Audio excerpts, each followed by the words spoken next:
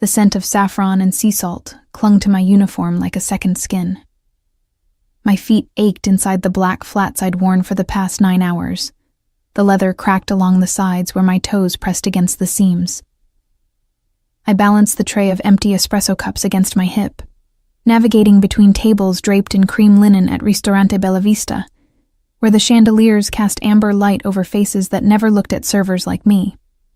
The clatter of silverware against porcelain provided a constant rhythm, punctuated by the low murmur of conversations in Italian, French, and the occasional English of tourists who thought they understood Palermo. My name is Rosalia, 24 years old, and I'd been working at Bella Vista for 3 years, ever since my grandmother passed and left me with nothing but her gold cross necklace and an apartment in Ballarò that smelled of mildew no matter how many windows I opened. The restaurant sat on Via Ruggiero Settimo, where old money and new power intersected over plates of pasta con lissard and bottles of Nero d'Avola that cost more than I made in a week. Not that I could afford to think about comparisons like that. I just served the food, collected the tips when they came, and tried not to meet anyone's eyes too directly. Tonight felt different. The air held a tension I couldn't name, like the heavy stillness before a summer storm rolls in from the Tyrrhenian. Signor Vittorio, the floor manager, had been pacing near the kitchen entrance since 8 o'clock, his movements sharp and anxious. He kept glancing toward the private dining room at the back, the one with the curtained entrance that we only prepared for special guests. VIP guests. The kind who arrived in black Mercedes with tinted windows and left generous cash tips that we never reported. Rosalia, Vittorio's voice cut through my thoughts as I set the tray down at the service station. Table 12 needs attention. The Nebbiolo, 2015. And don't linger. I nodded, smoothing my black apron over my simple white blouse.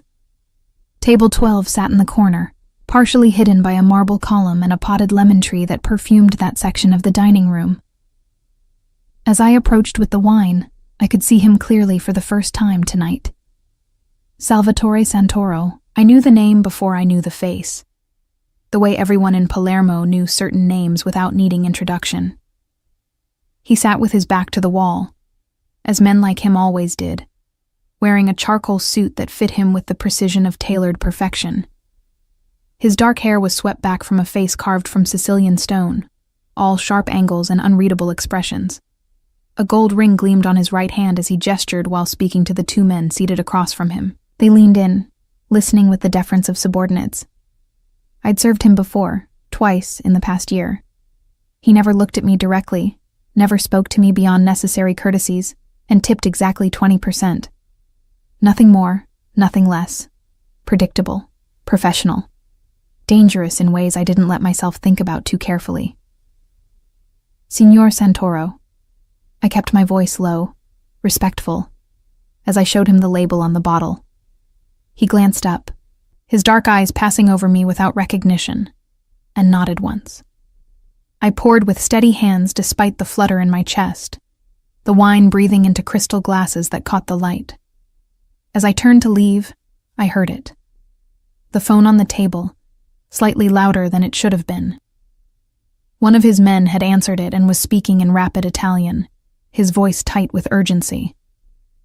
I shouldn't have listened. Every instinct told me to walk away, to return to the service station and forget whatever I was hearing.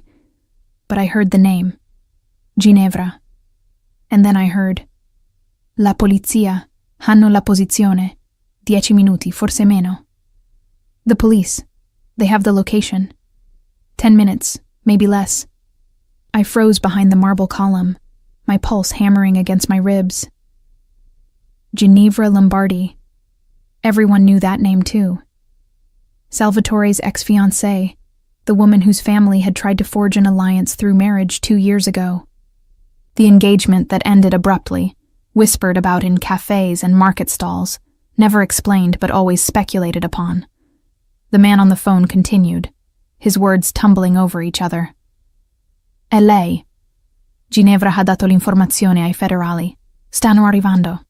It's her. Ginevra gave the information to the feds. They're coming. My hands trembled as I gripped the empty wine bottle. I should leave. I should pretend I heard nothing, collect my tips at the end of the night, and go home to my cramped apartment, where the biggest danger was the mold on the bathroom ceiling. But something in me, some reckless impulse born from 3 years of watching powerful men treat servers like furniture, made me move. I walked quickly to the service station, grabbed a pen and one of the small notepads we used for orders, and wrote in my neatest handwriting, "Your ex-fiancé sold you out. Back exit through the kitchen. Alley to Via Barra. Come now." My grandmother used to tell me that the women in our family had instincts that saved lives. She said it came from generations of surviving wars, famines, and men who thought they owned everything. I didn't know if I believed in inherited instincts, but I believed in the cold dread spreading through my stomach as I folded the note. I retrieved another bottle of Nebbiolo from the wine cellar, this one already opened for a different table, and approached table 12 again. My heart threatened to bruise my ribs from the inside. "Scusi, Signor Santoro." I kept my voice steady, professional, as I leaned in to pour a splash into his glass, refreshing what was already there. As I did, I placed the folded note directly beside his right hand, where only he could see it. "Complimenti dello chef," I murmured. "Compliments of the chef." His eyes met mine for the first time. Truly met them. And I saw the flicker of surprise before his expression hardened into something unreadable. He didn't open the note immediately. Instead, he continued his conversation as if nothing had happened, his fingers casually brushing the paper, claiming it. I walked away on legs that felt disconnected from my body. I returned to the service station, busied myself with cleaning wine glasses, and tried not to watch as Salvatore opened the note under the table, his face betraying nothing as he read. 10 seconds later, he stood. His men immediately rose with him, confusion flickering across their features. He said something low and sharp, and they nodded, their hands moving to their jackets in a way that made my mouth go dry. Salvatore's eyes found me across the room, held my gaze for 1 heartbeat, 2, and then he moved. Not toward the main entrance. Toward the hallway that led to the restrooms and beyond that, the kitchen. Vittorio intercepted him, all nervous smiles and bobbing head. "Signor Santoro, is everything satisfactory? Can we... il conto?" "The bill." Salvatore's voice was smooth, commanding. "And my compliments to your staff, particularly the young woman who served our table." He handed Vittorio a fold of euro notes without counting them, far more than the meal cost, and continued walking. His men flanked him as they disappeared down the hallway. I heard the kitchen staff's startled voices, the bang of the back door, and then silence. 30 seconds later, the restaurant's main entrance burst open. 4 men in dark suits, moving with the coordinated precision of law enforcement, scanning the room with sharp eyes. They headed straight for table 12, now empty except for half-drunk wine and a still warm espresso cup. One of them, the eldest with silver threading his dark hair, approached Vittorio. "Where is Salvatore Santoro?" Vittorio's face drained of color. He left. Just now. The main entrance." His eyes darted to the hallway, but he didn't correct himself. Lying to federal agents. The kind of lie that could cost him everything. The agents swept through anyway, checking the restrooms, bursting into the kitchen where our chef shouted protests in colorful Sicilian dialect.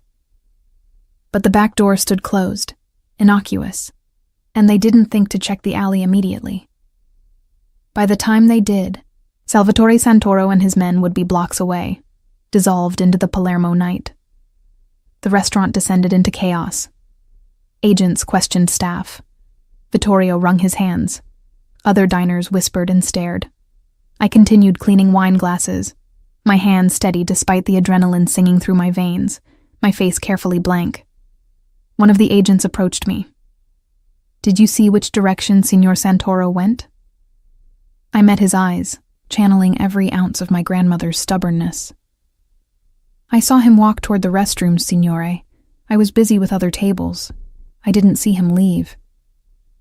The lie fell from my lips as smooth as good olive oil. The agent studied me for a long moment, clearly unconvinced. But I was nobody. A waitress. Invisible. He moved on to question the sommelier. The restaurant closed early that night.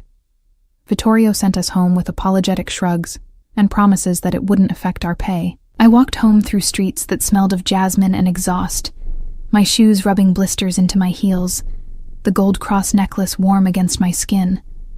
I'd saved a Mafia boss tonight, warned him of a trap set by his ex-fiancée, helped him escape federal agents. The weight of what I'd done settled over me like the humid Sicilian air, heavy and inescapable. My apartment greeted me with its familiar mustiness, the single window overlooking a narrow street where laundry hung between buildings like tired flags. I locked the door, kicked off my shoes, and sank onto my second-hand sofa, suddenly exhausted beyond measure. I didn't know what would happen now, if anything would happen. Maybe Salvatore Santoro would forget the face of the waitress who'd passed him a note. Maybe the agents would decide I wasn't worth investigating. Maybe I'd wake up tomorrow and return to Bella Vista, and this would become just another story Palermo swallowed without comment. But as I lay in bed that night, staring at the water-stained ceiling, my grandmother's words echoed in my mind. The women in our family had instincts that saved lives. I'd saved his tonight. I didn't yet know what that would cost me. 3 days passed in careful routine. I returned to Bella Vista, served tables, collected tips, and avoided meeting anyone's eyes too directly. The federal agents didn't return. Vittorio never mentioned that night, except to remind us all that discretion was part of our job, his voice tight with a warning we all understood. The restaurant resumed its rhythm of wealthy diners and expensive wines, the incident fading into the background like so many things did in Palermo. But I felt watched. Not constantly, not obviously, but in small moments. A black car idling too long across the street when I left for work. A man in a cafe who looked away too quickly when I glanced up. The sensation of eyes on my back as I walked home through narrow streets. My grandmother used to say that prey animals could sense predators before they struck. I'd always thought it was superstition. Now I wasn't sure. On the 4th day, everything changed. I'd just finished an evening shift, my feet aching in those same cracked flats, my uniform smelling of garlic and wine. The September air had cooled, carrying the scent of rain from the sea. I walked my usual route home, past the Baroque church of San Domenico, through the winding streets of Ballarò, where vendors were closing their market stalls, and the buildings leaned together like gossiping old women. I climbed the 3 flights of stairs to my apartment, fumbling for my keys in the dim hallway, lit by a single bare bulb. The door to my apartment stood slightly ajar. Just a centimeter, barely noticeable, but I never left it unlocked. Never. Fear flooded my mouth with the taste of copper. I should run. I should find a neighbor, call the police. Though in this neighborhood, that option felt almost as dangerous as whatever waited inside. Instead, I pushed the door open slowly, my hand gripping my keys between my fingers like the makeshift weapon they were. The lamp beside my sofa was on, illuminating a figure seated in my only armchair, the one I'd found on the street, and reupholstered myself with fabric from the market. Salvatore Santoro sat with the casual confidence of a man who belonged everywhere, his dark suit immaculate, his hands folded calmly in his lap. 2 men stood behind him, silent sentinels blocking my exit. Rosalia Catalano. He said my full name like he was tasting it, testing its weight. Please close the door. We need to talk. My hand trembled as I pushed the door shut, the click of the latch unnaturally loud. How did you know my name? A slight smile touched his lips, not quite reaching his eyes. I know everything about you now. Born here in Palermo, raised by your grandmother after your parents died in a car accident when you were 8. She was a seamstress, taught you to sew and embroider. She died 3 years ago, left you this apartment and €63 in savings. You've worked at Bella Vista since then. Never late, never complained. Send money to your cousin in Catania every month, even though you can barely afford it. Each fact felt like a violation, his knowledge stripping away the privacy I'd clung to. Why are you here? He stood, moving with the fluid grace of a man comfortable in his own power. Up close, I could see the faint scar along his jawline, the silver threads just beginning at his temples, the way his dark eyes assessed me with an intensity that made me feel transparent. You saved my life 4 nights ago. That's not something I take lightly. I just passed you a note. My voice sounded steadier than I felt. Anyone would have... No. He cut me off, the single word sharp. Anyone would have looked away, would have protected themselves. You risked everything to warn a stranger about a trap you had no obligation to know about or care about. He paused, studying my face. Why? The question caught me off guard. Why had I done it? I thought of Ginevra, a woman I'd never met but whose name I knew from gossip and whispers, a woman who'd betrayed the man she'd once agreed to marry. Because it was wrong, I said finally. What she did. Selling you out to the police. Whatever you've done, whatever you are, that kind of betrayal. I trailed off, unable to articulate the instinct that had driven me. Something shifted in his expression, a flicker of something almost like respect. My ex-fiancée is the daughter of Cosimo Lombardi, a man who controls most of the construction contracts in western Sicily. Our engagement was arranged to unite 2 families, 2 business interests. But Ginevra had other plans. She wanted power without partnership, wanted to eliminate me and claim what my family built. He moved closer, and I forced myself not to step back. The information she gave the feds would have put me in prison for 20 years, or gotten me killed in the confusion of the arrest. Either outcome would have served her purposes. His voice remained calm, conversational, but I heard the steel underneath. Instead, I walked out the back door of Bella Vista because a waitress I'd never really looked at decided to write a note. What happened to her? I asked, not sure I wanted to know. Ginevra? She's alive, if that's what concerns you. But her father has withdrawn his support after learning of her betrayal. In our world, that's a death sentence of a different kind. She'll spend the rest of her life looking over her shoulder, wondering when someone will come to collect on the debt she created. The casual cruelty of it made my stomach turn, but I kept my face neutral. You still haven't told me why you're here, in my apartment, at night. Salvatore reached into his jacket, and I flinched before I could stop myself. He noticed, that small smile returning. Tranquilla. Calm. He withdrew a thick envelope and set it on my small table, the one where I ate meals alone and paid bills I could barely afford. 50,000 euros. A thank you for your quick thinking. I stared at the envelope, my mind struggling to process the amount. 50,000 euros.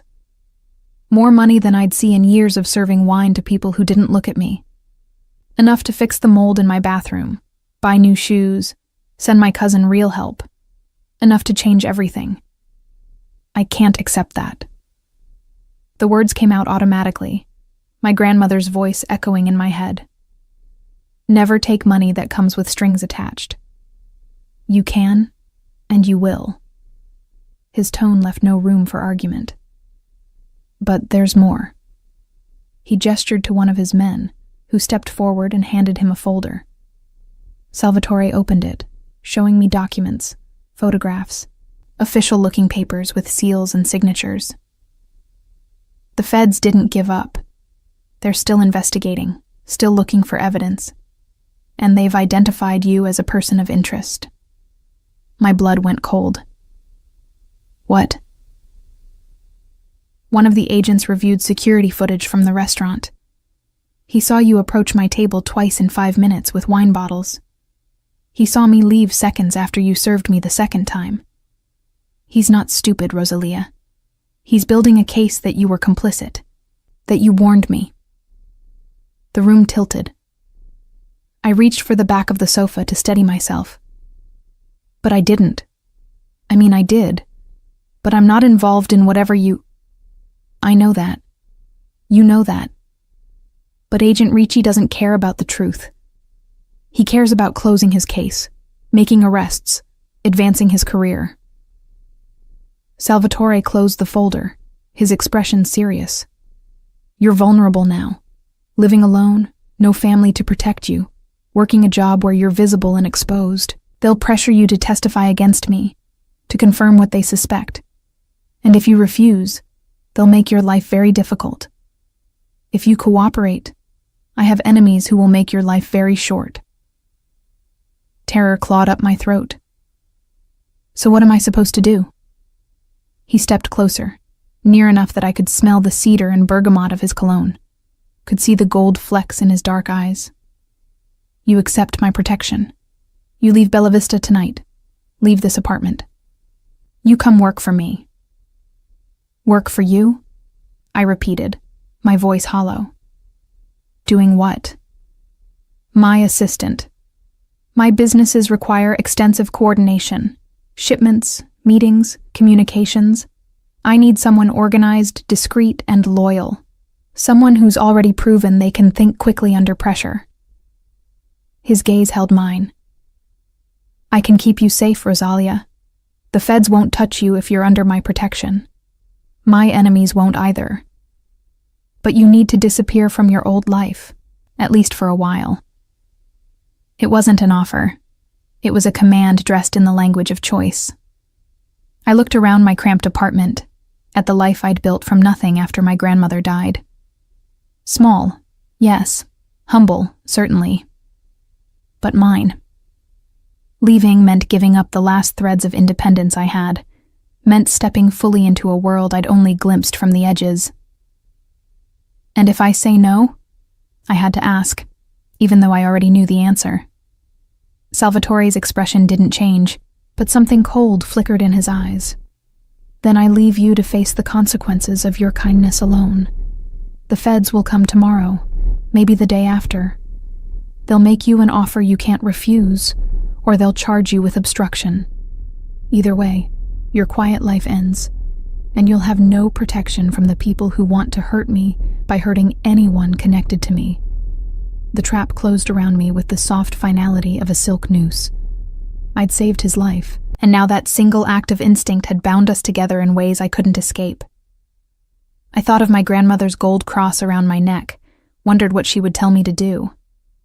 But I already knew. She'd survived wars and famines by making impossible choices, by choosing the protection of dangerous men over the uncertainty of facing threats alone. What about my cousin? I asked, my voice barely above a whisper. In Catania, will she be safe? I'll make sure of it. No one will touch your family. You have my word. I didn't know what his word was worth, but I knew what the alternative looked like. Federal prison, or a body in the harbor. Those were my options if I refused. When do we leave? Now. Tonight. My men will pack what you need. The rest will be taken care of. He nodded to his men, who moved past me into my bedroom with the efficiency of people who'd done this before. You'll stay in one of my properties until we can arrange something more permanent. You'll have your own space, your privacy, but you'll be watched, protected. It's for your safety.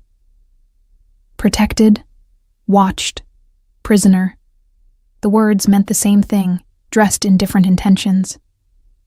I stood in the center of my small living room, listening to strangers pack my clothes, my books, the few photographs I had of my grandmother.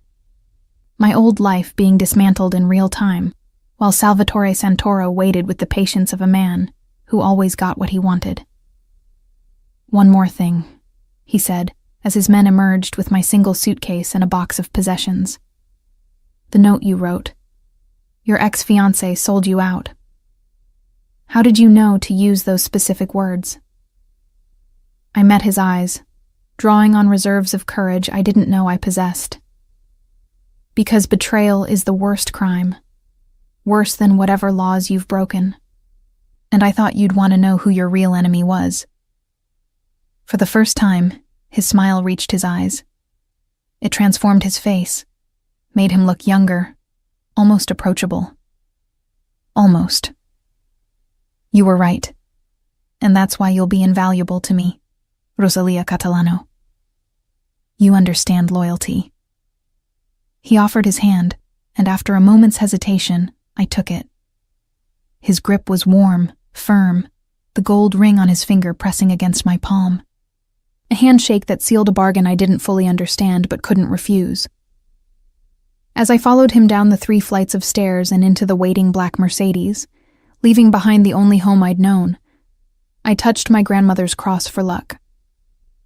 The women in our family had instincts that saved lives, she'd always said. I'd saved his.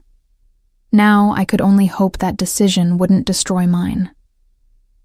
The villa sat in the hills above Palermo, surrounded by olive groves and silence.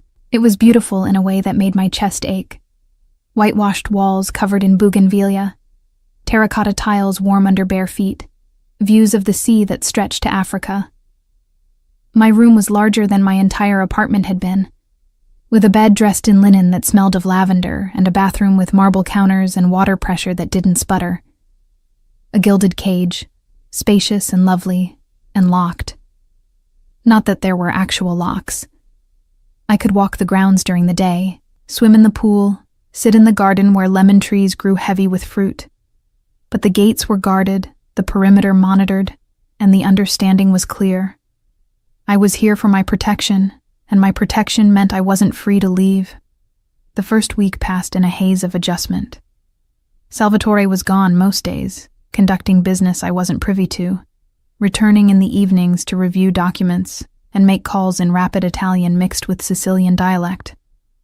I was given a desk in his study, a room lined with books and artwork that probably cost more than everything I'd ever owned combined.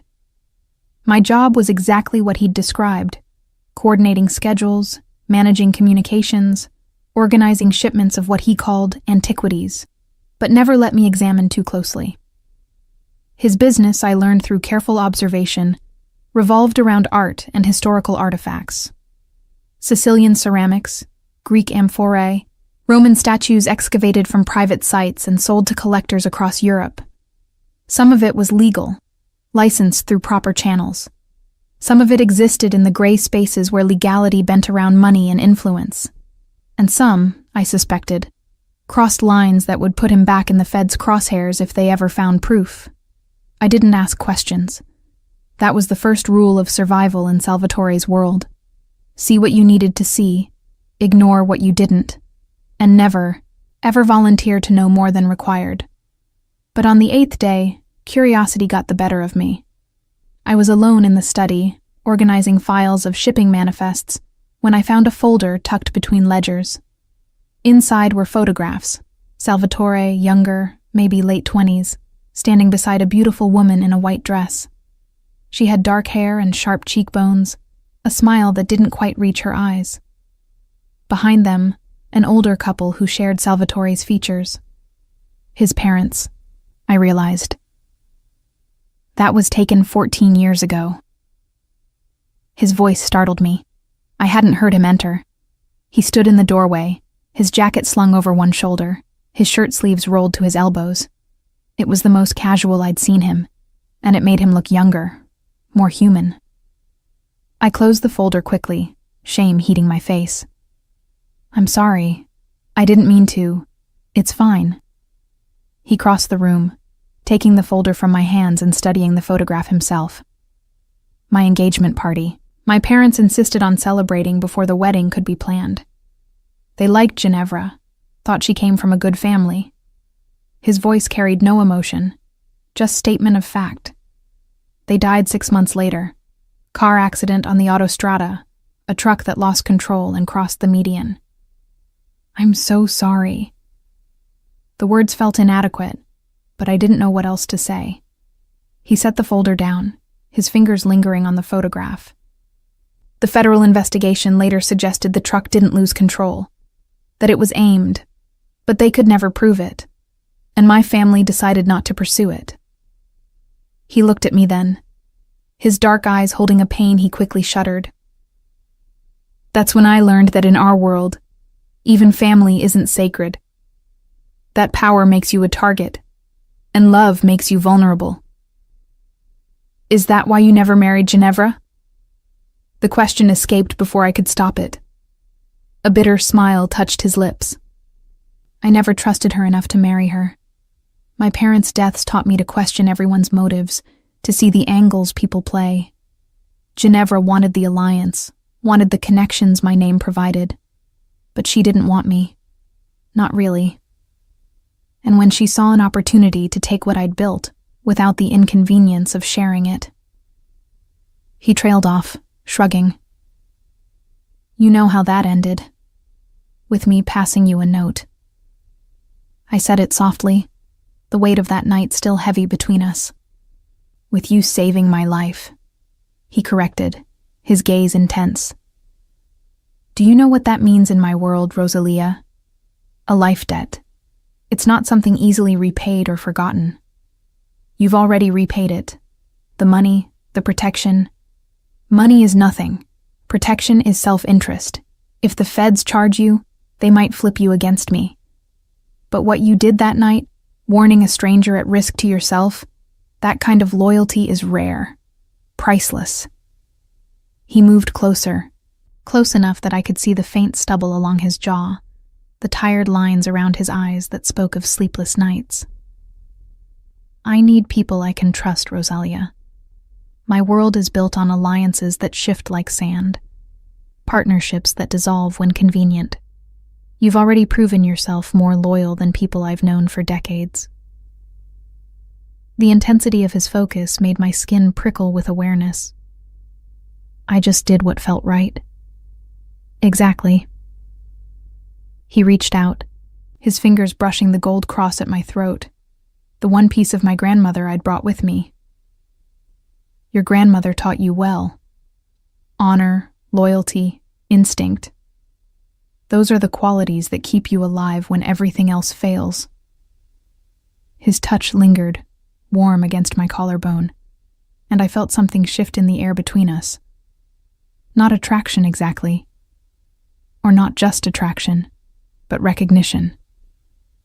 Two people who'd survived by understanding the rules of dangerous games, who'd learned to read people and situations with the precision required to stay ahead of threats. I stepped back, needing distance from the heat of his proximity. What happens now? How long do I stay here? As long as necessary. The federal investigation is ongoing. Agent Ricci is persistent, and Ginevra's information gave them threads to pull. They're watching my businesses, my properties, anyone connected to me. You're safest here until that pressure eases. And my old life, my apartment, my job, both are gone. I had your landlord informed you wouldn't be returning. Vittorio believes you left Palermo to care for a sick relative in Catania. Your cousin has been told the same story, along with enough money to stop asking questions. He said it matter-of-factly, the erasure of my existence handled with the efficiency of his other business dealings. Anger flared, hot and sudden. You had no right to make those decisions for me. I had every right. His voice hardened. The moment you wrote that note, you became part of my world. And in my world, we protect our own by any means necessary, even if it means making choices they don't like. I'm not yours to protect, I shot back, the words sharper than I intended. He closed the distance between us in 2 strides, his hand catching my chin, tilting my face up to meet his gaze. Not rough, but firm enough to make his point. Yes, Rosalia, you are. You became mine the moment you chose to save me instead of protecting yourself. That's the bargain you made, whether you understood it or not. We stood frozen, his fingers warm against my skin, my heart hammering against my ribs.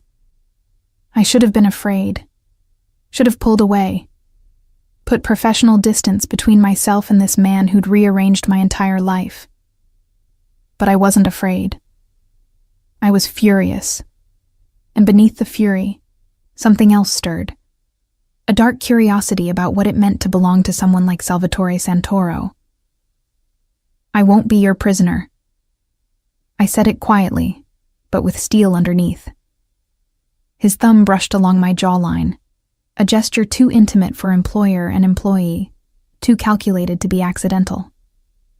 You're not my prisoner. You're my responsibility. There's a difference.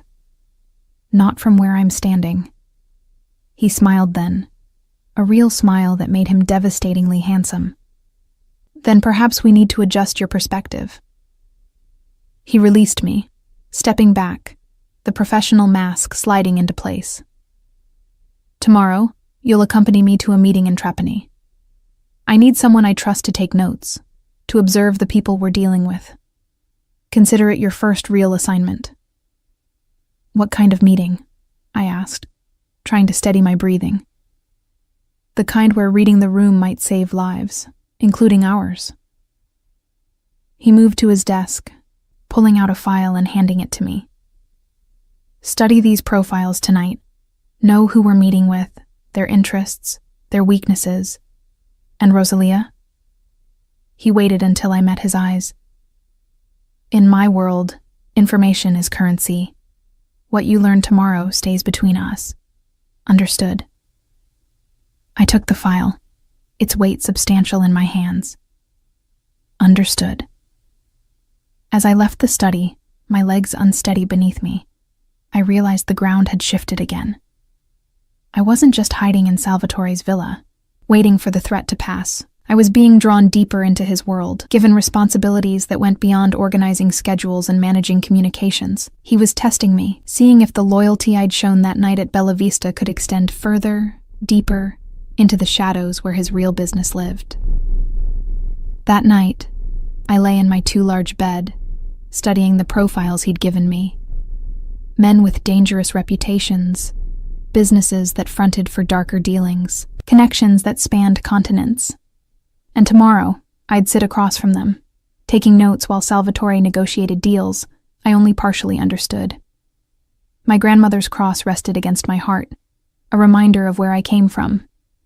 But as I memorized names and faces, preparing for my first real test in Salvatore's world, I wondered if I was still the same person who'd served wine at Bella Vista, or if that woman had disappeared the moment I'd written a note that changed everything. The women in our family had instincts that saved lives. I'd saved his. Now I had to trust that same instinct would save mine. Trapani shimmered under September sun, the western coast of Sicily stretching toward Tunisia in a haze of heat and salt air. We'd driven in convoy, 2 black Mercedes, Salvatore in the lead car with me beside him, his men following close behind.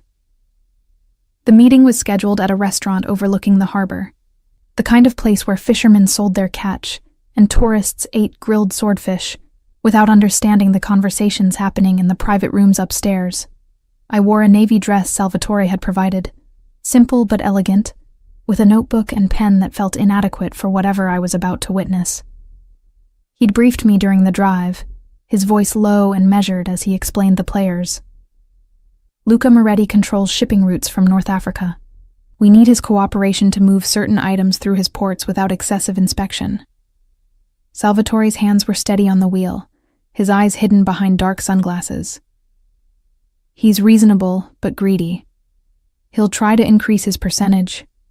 Don't let your face show surprise at any number he mentions. And if he threatens you? I asked, remembering Agent Ricci's words about dangerous men. He won't, not directly. But he'll imply consequences for refusal. Watch how I react. Try to find leverage. He glanced at me, the corner of his mouth lifting slightly. That's where you come in. You're observing him, reading his body language, his tells. When we leave, you'll tell me what you noticed. The restaurant was exactly as he'd described. Weathered tables on a terrace, fishing nets decorating the walls, the smell of garlic and fresh fish heavy in the air. We were escorted upstairs to a private room where Luca Moretti waited with 2 of his own men. He was older than Salvatore, maybe 50, with the thick build of someone who'd worked physically in his youth and ate well now. His handshake was too firm, his smile too wide, his eyes calculating as they swept over me. Santoro. It's been too long. His Italian carried the thick accent of Trapani, vowels stretched and consonants softened. And who is this? I wasn't aware you'd married. My assistant, Rosalia. Salvatore's hand rested briefly at the small of my back, proprietary. She's new to the business, learning how we operate. Moretti's gaze lingered on me, assessing, and I forced myself to meet his eyes without flinching. Beautiful and intelligent, I hope. The combination is rare.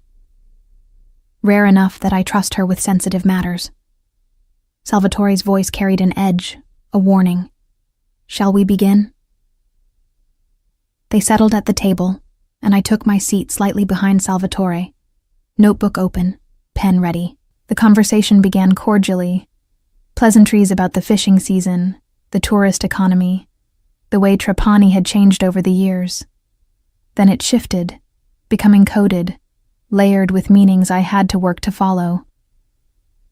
The shipments from Tunisia have been delayed, Moretti said, pouring wine for everyone.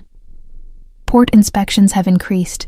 Customs officials are being less cooperative than usual. Interesting. Salvatore sipped his wine, his posture relaxed.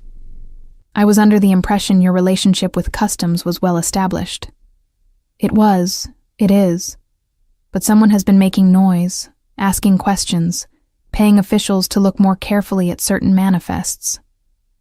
Moretti's eyes narrowed.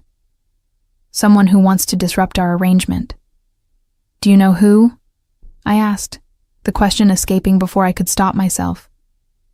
Both men looked at me, and I felt my face heat, but I didn't look away. Moretti laughed, a sound without humor. She speaks, and asks intelligent questions. He turned back to Salvatore. I like her, direct, no games. That's why she's here, Salvatore said smoothly, but I caught the slight tension in his shoulders, the warning in his voice. Rosalia, what do you think? Who would benefit from disrupting our shipping arrangements? I thought of the profiles I'd studied, the web of alliances and rivalries Salvatore had explained. Someone who wants to force renegotiation, to prove they have power over the routes and can extract better terms by creating problems. Silence. Then Moretti's laugh again, this time genuine. Intelligent indeed. Yes, exactly right. And that someone is our mutual friend from Palermo, Cosimo Lombardi. My breath caught. Ginevra's father. The man whose daughter had tried to destroy Salvatore. Salvatore's expression didn't change, but I felt the shift in the room. The sudden weight of violence held barely in check. Lombardi is becoming a persistent problem. He's angry about his daughter, Moretti said, stating the obvious. Angry that you survived. Angry that she's now exiled from the families.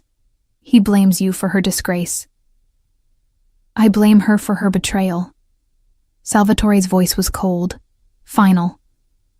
And I warned him that her actions would have consequences. Warning and delivering are different things. Moretti leaned back, his hands spread in a gesture of reasonableness. He's making trouble for both of us now. Disrupting your antiquities business, my shipping routes. We need to send a message that such interference won't be tolerated. This was it, I realized. The moment where business became violence, where negotiations turned into plans for retaliation. I kept my pen moving, recording everything in shorthand I'd developed, my face carefully neutral despite the dread pooling in my stomach. What kind of message? Salvatore asked. His construction contracts in Agrigento. An accident, perhaps. A delay that cost him money and reputation. Nothing permanent, nothing that brings the authorities, but enough that he understands the cost of continued aggression. I watched Salvatore consider this, watched the calculations running behind his dark eyes. I thought of Ginevra, of betrayal, of the note I'd written that had set all of this in motion. Was this what loyalty looked like in his world? Measured retaliation, strategic violence, messages sent through sabotage and intimidation. Agreed, Salvatore said finally. but nothing that traces back to either of us. Use intermediaries, people Lombardi doesn't know are connected. Of course. Moretti smiled, satisfied. And in return, I'll ensure your shipments from Tunisia flow smoothly again. Though I'll need to increase my percentage to cover the additional costs of managing official oversight. There it was, the real reason for the meeting.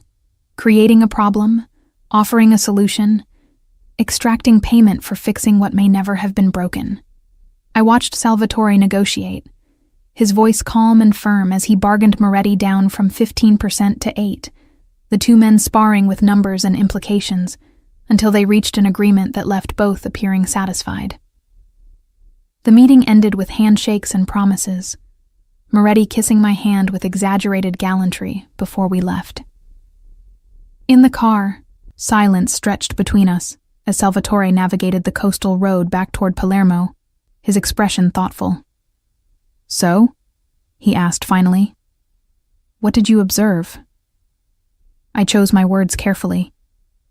Moretti was lying about part of it, the disruptions in his shipping routes. He was too prepared with his solution, too specific about percentages.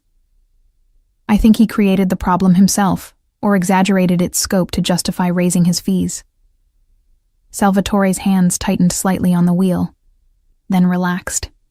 "Go on." "But the threat from Lombardi is real." When Moretti mentioned him, his body language changed.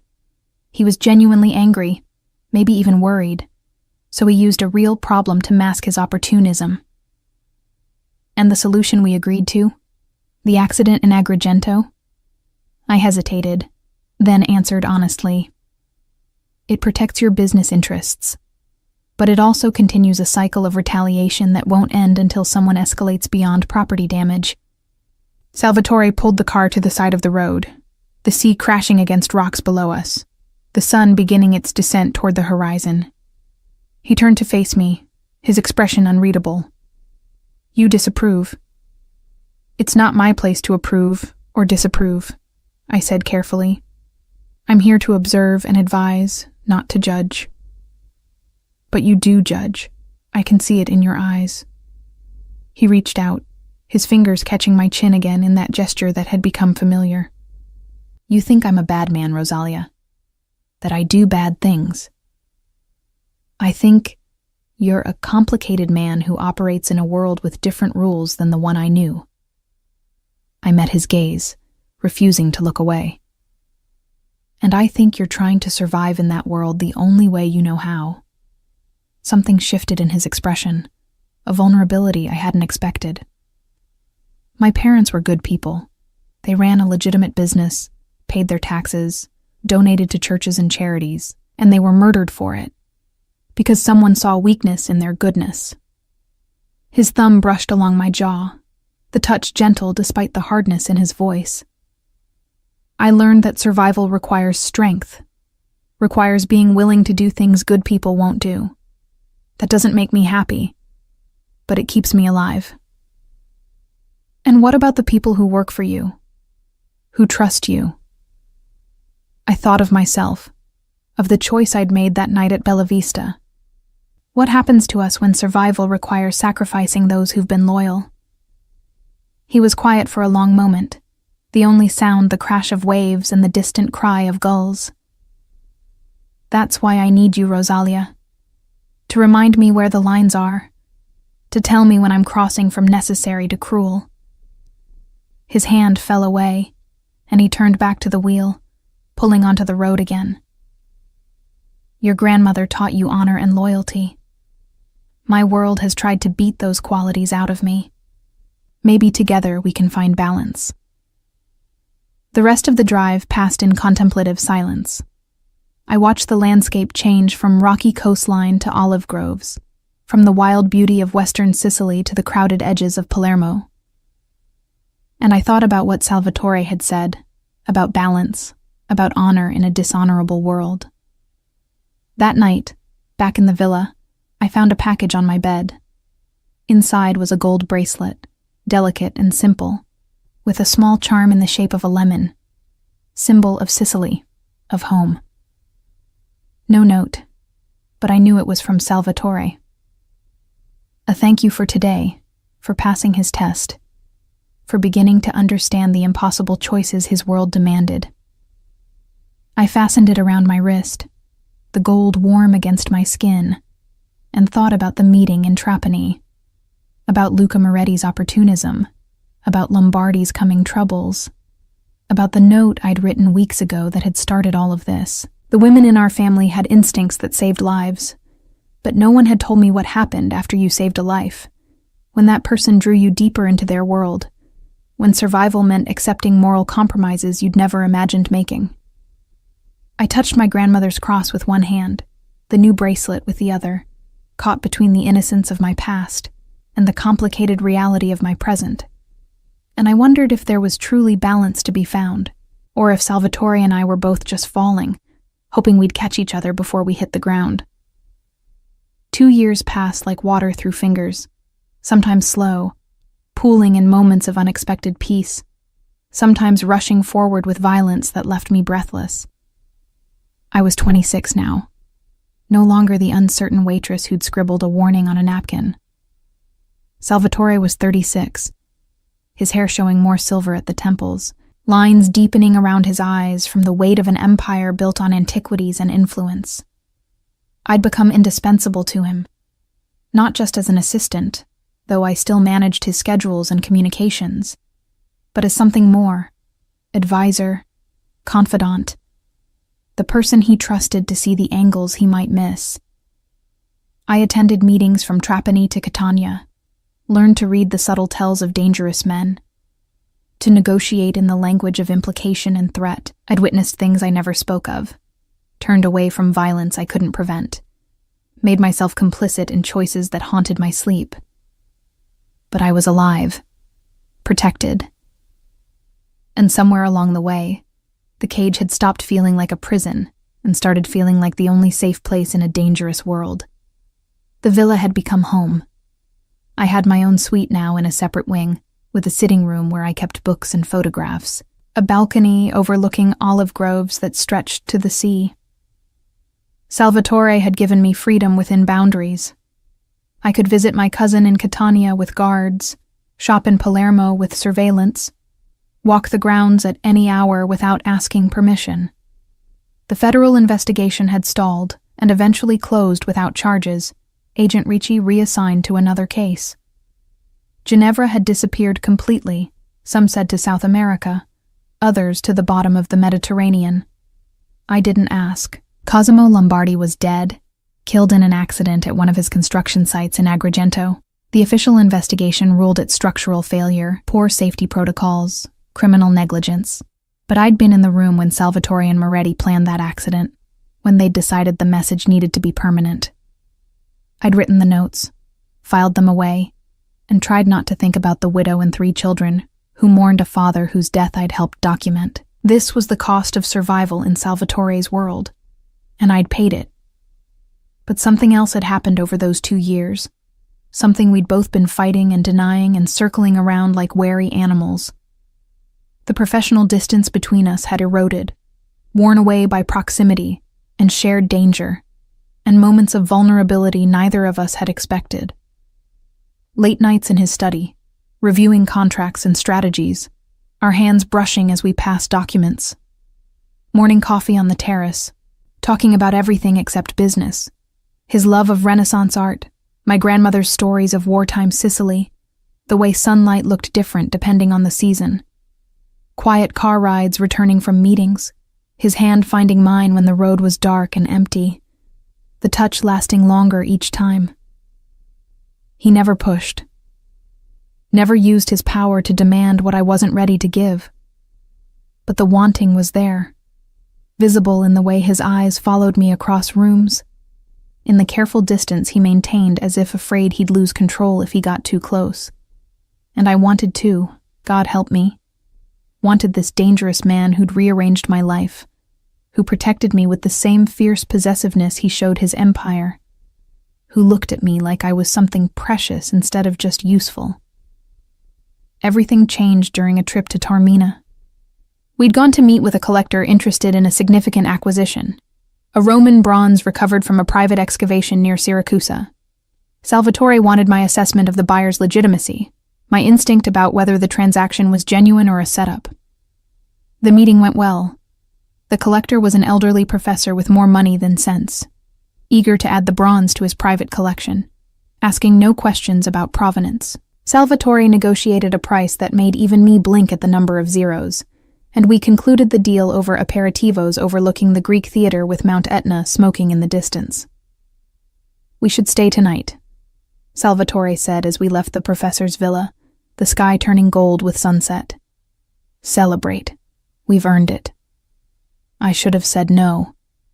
Should have insisted we return to the villa in Palermo, where propriety and separate wings kept boundaries intact. But something in his expression, a rare lightness that softened the hard edges I'd grown accustomed to, made me agree. He booked rooms at a hotel carved into the cliffside, the kind of place where honeymoon couples came to pretend they were the only people in the world. My room opened onto a terrace with views of the bay, the water turning from gold to rose to deep purple as evening descended. I showered, changed into the simple dress I'd brought, and wondered if I was making a terrible mistake. Salvatore knocked at 8, dressed casually in dark slacks and a white shirt open at the collar, looking younger and more relaxed than I'd seen him in months. "Dinner? There's a place I know, quiet, with the best seafood in Sicily." We walked through Taormina's narrow streets, past tourists and locals, past shops selling lemon soaps and ceramic tiles. He didn't touch me, but he stayed close, his presence a warmth at my side. The restaurant was small, family-owned, tables scattered on a terrace under strings of lights. We ate grilled prawns and pasta with sea urchin, drank white wine that tasted of sunshine and stone, and talked about nothing important. Childhood memories, favorite books, the way the stars looked different away from city lights. "Do you miss it?" he asked as the meal ended, his hand finally finding mine across the table, fingers intertwining. "Your old life, the simplicity of it." I thought about my cramped apartment, about serving wine to people who didn't see me, about the loneliness that had been my constant companion. "Sometimes, but not the way you think." I squeezed his hand, feeling the familiar warmth of his gold ring. I miss not knowing the cost of things, not knowing how much violence it takes to maintain peace, how many compromises are required to survive. "I'm sorry." He said it simply, sincerely. "I took your innocence. Not intentionally, but I took it all the same." "You took my ignorance," I corrected. "Innocence I lost when my parents died and I learned the world doesn't care about fairness. You just showed me a different version of that truth." He raised my hand to his lips, kissing my knuckles with a tenderness that made my breath catch. "Rosalia Catalano, the waitress who saved a Mafia boss with a note. Do you know how often I think about that night? About the courage it took to warn a stranger, to risk everything for someone you had no reason to protect." "Every day," I admitted, the wine loosening my tongue. "I think about it every day. The moment I decided to write that note. Sometimes I wonder what would have happened if I'd made a different choice." "You'd be safe," he said quietly, "living a normal life, free of me and everything I represent." "I'd be alone," I countered, working a job I hated, struggling to pay rent, with no one who truly knew me. "You've given me purpose, Salvatore. Protection, yes, but also meaning. I matter in your world in ways I never mattered before." Something fierce and possessive flared in his eyes. He stood, drawing me up with him, his hands framing my face. "You matter to me. Not because you're useful, not because you're loyal, though you're both. You matter because you see me, Rosalia. The man beneath the reputation, the choices I've made, the things I regret. You see all of it, and you're still here." The kiss, when it came, felt inevitable. His lips found mine with a gentleness that contrasted with his strength, his hands cradling my face like I was something fragile and precious. I kissed him back. 2 years of denied wanting, pouring into that moment, my fingers threading through his hair, pulling him closer. We left the restaurant in a haze of desire and wine, walking quickly through streets that blurred around us. His hotel room? Mine? It didn't matter. We chose his, closer, the door barely closing before we were kissing again. Desperate now, hands learning the shapes we'd only imagined. He undressed me slowly, reverently, his eyes dark with want as each piece of clothing fell away. "Tell me to stop," he murmured against my neck, his hands skating over skin he'd never touched before. "Tell me, this isn't what you want, and I'll stop." "Don't stop." I pulled him toward the bed, toward the precipice we'd been circling for 2 years. "I want this. I want you." What happened next was both tender and fierce. Salvatore showing me the man beneath the careful control, the passion he kept locked away from the world. He touched me like I was salvation, like I was the answer to questions he'd stopped asking. And I gave myself to him completely, without reservation, crossing the final boundary that had kept us apart. Afterward, we lay tangled in sheets that smelled of sea air and desire, his fingers tracing lazy patterns on my shoulder, my head resting on his chest, where I could hear the steady rhythm of his heart. "This changes everything," he said quietly, stating the obvious. I know. I kissed the scar on his jaw, the one I'd been curious about for 2 years. "What happens now?" His arms tightened around me, possessive and protective. "Now you're truly mine. Not my assistant, not my responsibility. Mine. And anyone who tries to hurt you answers to me." I should have been frightened by the intensity of his claim, by the weight of belonging to someone like Salvatore Santoro. But I wasn't.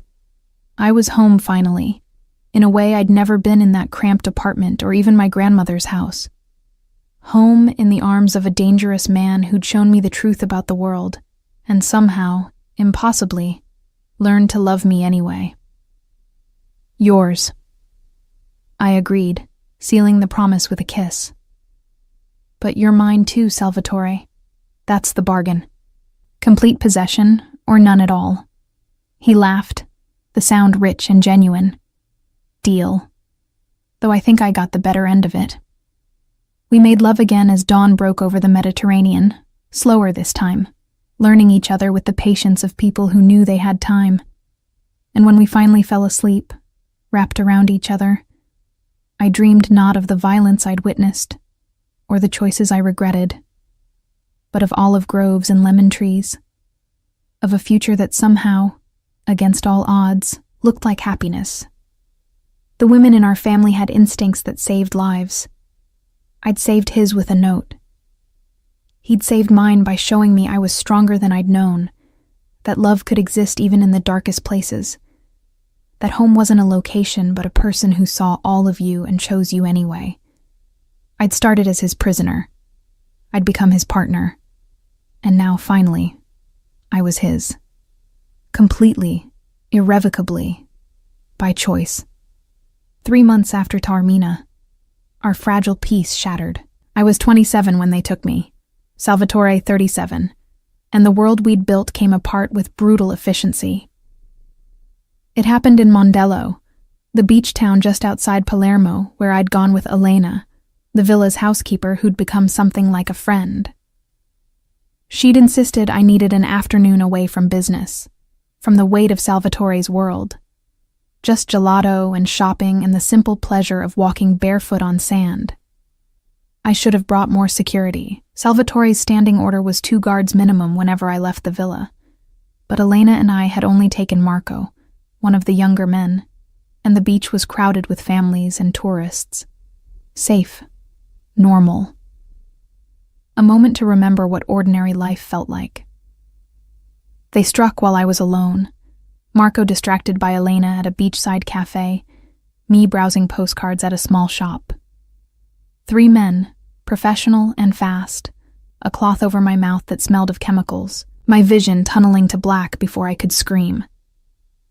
The last thing I saw was the postcards falling from my hands, colorful images of Sicilian coastline scattering across the ground. I woke in darkness, my head pounding, my hands zip-tied behind my back. The space smelled of mold and diesel, the floor beneath me cold concrete. As my eyes adjusted, I made out the shapes of a basement, small and windowless, lit only by a bare bulb hanging from exposed pipes. "She's awake." A voice, male, speaking Italian with an accent I couldn't place. "Inform Volkov." Volkov, Russian, the Bratva, the same organization Cosimo Lombardi had been working with before his accident. The ones who'd wanted Salvatore destroyed, who'd lost money and influence when their plans failed. I'd known they were still out there, circling like sharks, waiting for an opportunity. I hadn't realized I'd become that opportunity. The man who entered was massive, built like the bodybuilders I'd seen in gyms, his face a roadmap of scars and violence. "Rosalia Catalano." He said my name like he was tasting something bitter. "Salvatore Santoro's whore. You're going to help us send a message." Terror flooded my mouth with copper, but I forced my voice steady. "He'll kill you for this. All of you." "Perhaps. But first he'll pay. 10 million euros for your safe return, and information about his operations, his contacts, his shipments." The Russian smiled, showing gold teeth. "You see, Kara, you're worth more than money. You're the key to destroying everything he's built. They kept me in that basement for 3 days, fed me enough to keep me alive, let me use a bucket in the corner when necessary, treated me with the casual cruelty of people who saw me as an object rather than a person. They didn't torture me, not physically, but the psychological warfare was constant. Descriptions of what they'd do to me if Salvatore didn't cooperate, plans for how they'd use me to bait him into a trap, speculation about whether he'd actually pay or cut his losses and let me die. I thought of Taormina, of Salvatore's hands on my skin, his voice murmuring promises in the dark, of the life we'd built over 2 years, the partnership that had become love. And I thought of the note I'd written, the instinct that had bound us together, the choice that had led to this moment in a dark basement, surrounded by men who wanted to destroy us both. On the 4th day, everything changed. I woke to shouting, gunfire, the sound of violence approaching. The door burst open, and there he was.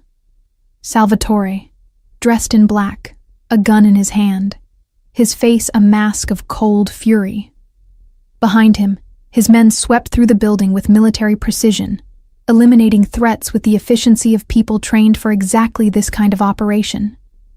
He crossed to me in 3 strides, cutting the zip ties with a knife, his hands gentle as they checked me for injuries. "Are you hurt? Did they touch you?" "I'm fine." My voice cracked, 2 years of carefully maintained composure shattering now that safety was close. They wanted money, information. I know what they wanted. He pulled me against his chest, his heartbeat rapid beneath my ear. And they're all dead now, every single one. He carried me out of that basement, through corridors painted with violence, past bodies I didn't let myself look at too closely.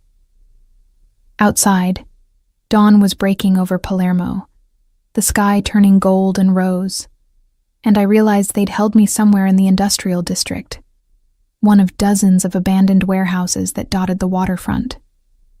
The drive back to the villa was silent, except for my shaking breaths and Salvatore's murmured assurances.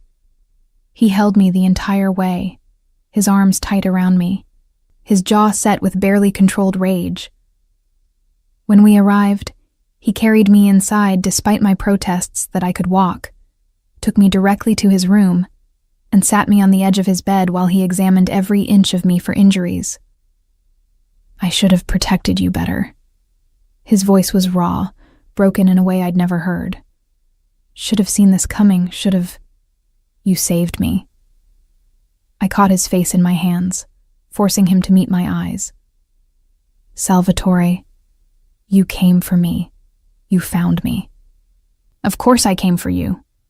He said it like it was obvious, like there had never been any doubt. You're mine, Rosalia. Mine to protect, mine to defend. I would have burned all of Palermo to find you.